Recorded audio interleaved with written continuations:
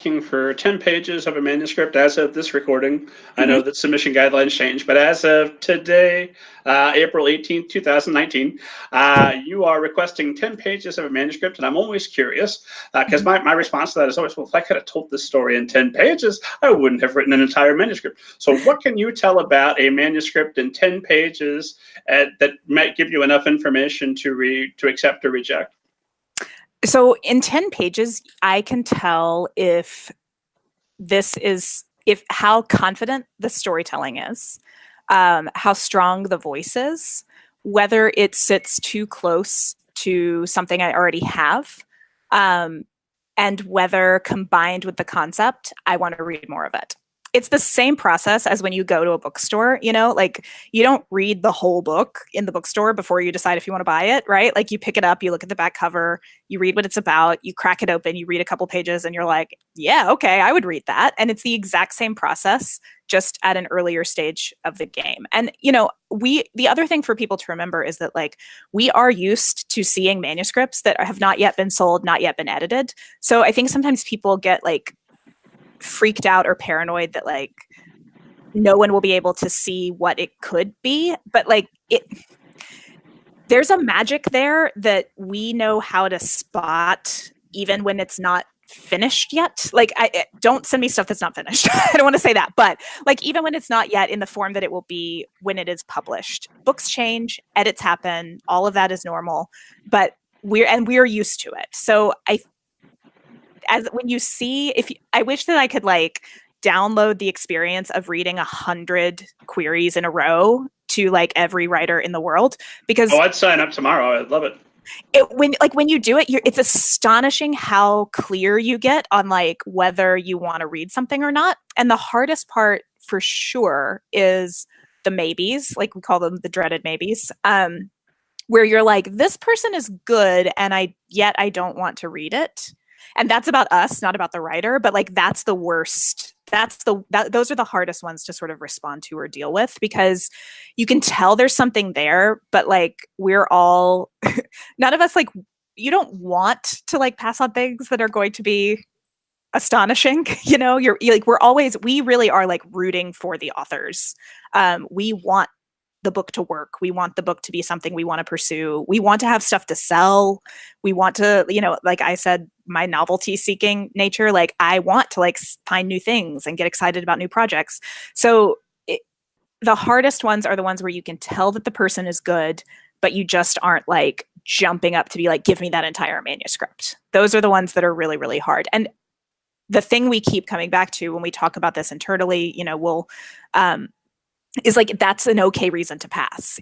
You're not passing a value judgment. You're assessing whether something is a fit for you as an agent and whether you would do that author justice.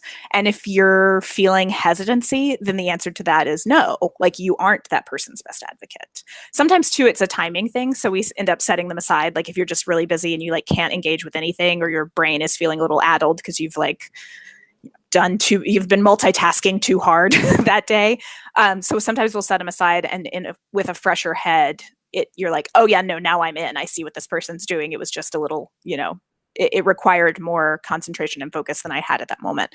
So we set them aside, but we try, and sometimes fail, not to let things sit too long, because when they sit too long and we find that we've picked it up 3 times and just haven't gotten into it, that's usually us. It's not the author. We're just not the right match. Well, 15 years, surely you've had some projects you passed on you passed on Harry Potter, I heard, and you've come to regret it ever since. Thankfully, I was not in publishing when Harry Potter happened, so I do not have to have that embarrassment on my record. Yeah, I mean, we've passed on stuff that ended up being big. We've offered rep to people who ended up going with someone else, and like rightfully so, because they made it a huge hit. Like that's just part of the thing. And honestly, I was in a meeting with a film person who asked me this question, like, what have you passed on that you regret? And I was like, this is going to sound unnecessarily woo-woo, but I honestly couldn't tell you. Like, here's what I remember.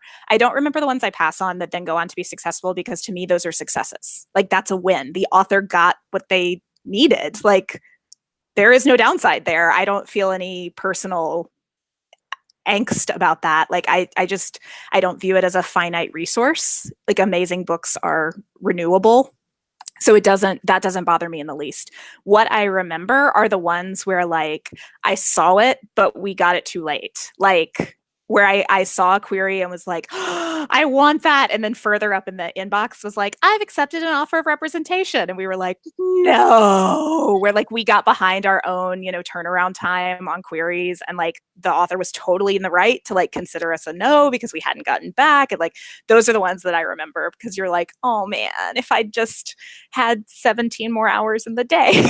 but again, like things happen the way they're meant to be. It is okay. Like there is enough for us all, so I don't have to be grabby. So you get 10 pages, you get the initial query. You're feeling pretty good about this. Is it an automatic send? Hey, go ahead and send me the full submission. What's the next step? Yeah, we would ask for the full at that point. I mean, you don't have to read the full. If you hit a point where you're like, oh, this is not working for me for a variety of reasons, you can always, tag out. You can't do this job and be afraid to quit a book because you just would never get through everything you needed to do. And when it's possible, when it's helpful, we'll tell people if there's feedback about that. But a lot of times the feedback really boils down to like, it didn't work for me, which is not about the writer. Again, I think by the time that we're requesting things, we're not requesting a ton of stuff that like we're the only people requesting. These are people who are working at a publishable level. So most of the time people do end up, either getting offers or we see the book go on to sell. So like we often will say like, I can't wait to see where this lands. And we're not just like saying that, like we really do think it is publishable in a lot of cases. It just isn't necessarily a fit for us for a variety of reasons having to do with, list management or taste or whatever.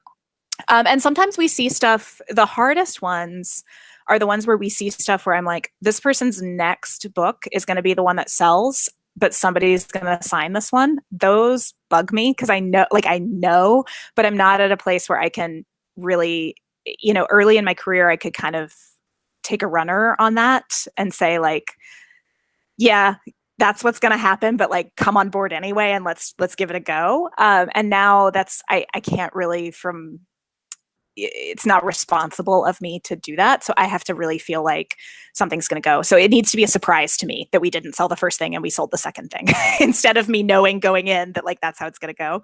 We see some of that too, where you're like, oh, this person is like one book away, but somebody's going to see it and take them on. And like, again, good for them. Like that will be the right match. But yeah, so we always